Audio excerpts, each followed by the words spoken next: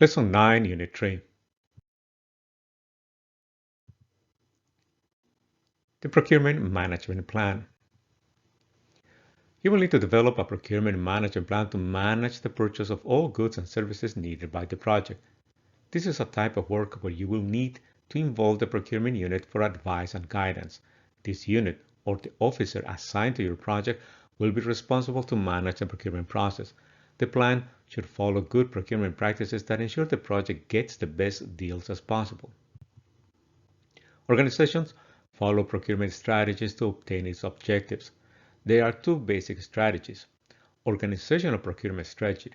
It includes a policy set up by the organization to centralize procurement in an effort to reduce costs using economies of scale and improve controls.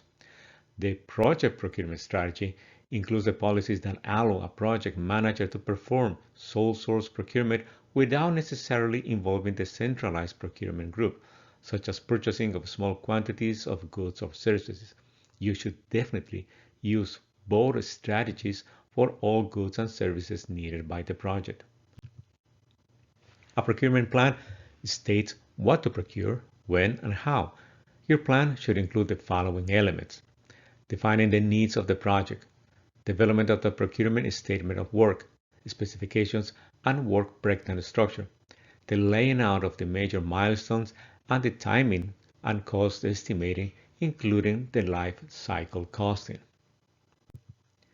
Additional elements of the procurement plan are determining whether qualified sellers exist, identifying the source selection criteria, preparing a list of possible procurement risks, development of a procurement plan, and obtaining authorization and approval to proceed. Your plan must address the risk of the contract as well as the risk with procurement. Most organizations have procurement manuals with sections that specifically address procurement risks. As an example, the following is a partial list of procurement risks. Contract and agreement risks include penalty, liquidated damages, specifications open to misinterpretation, vague wording, permits and licenses, paperwork requirements. Responsibility and liability risks include force majeure closure, liability limits for each party, unclear scope limitations.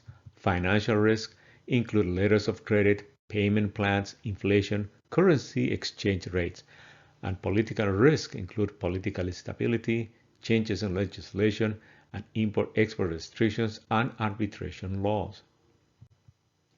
Additional risks include the warranty risk for non-standard requirements, repairs, and coverage. Schedule risks include unrealistic delivery times, the work of others not finishing on time, and an approval process, limitations on available resources. Technical and technology risks include non-standard solutions, quality assurance regulations, inspections, acceptance criteria, and resource risks include availability of skills levels and local versus external resources. The procurement of goods or services under a donor contract or agreement is the most crucial area of compliance and is among the most regulated by donors. The following requirements should be considered in your procurement plan. Many donors impose requirements that goods and services be purchased from the donor country. The donor may specify procurement requirements and standards that the project has to comply. Certain donors require prior written approval for purchases any item with price that exceeds a certain amount. A donor may have a policy that forbids the procurement of certain items, such as explosives, luxury goods, or purchases of land or buildings.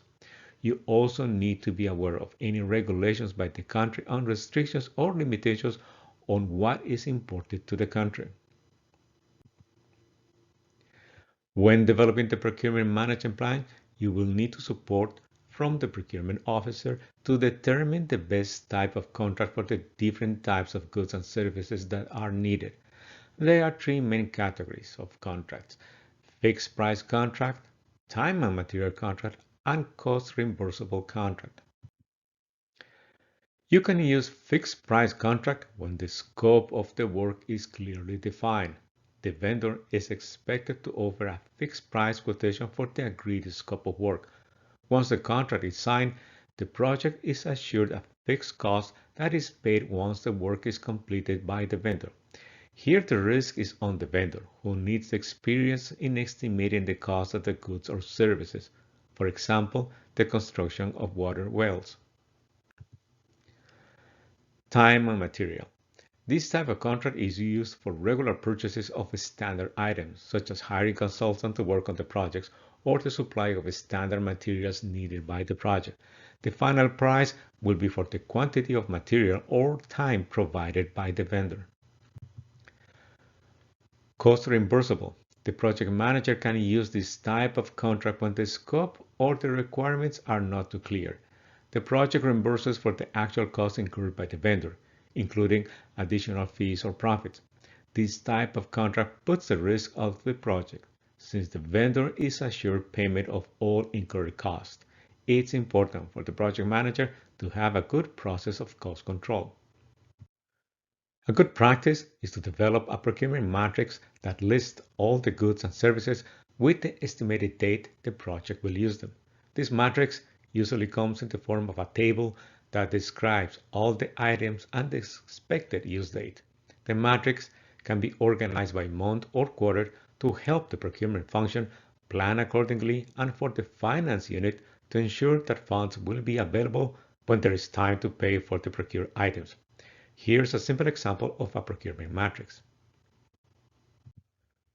Another type of procurement matrix lists all the required steps needed to procure a good or service with estimated dates.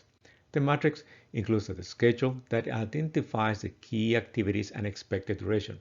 With this schedule, the project manager can monitor the progress of the activities and identify risk caused by any delay.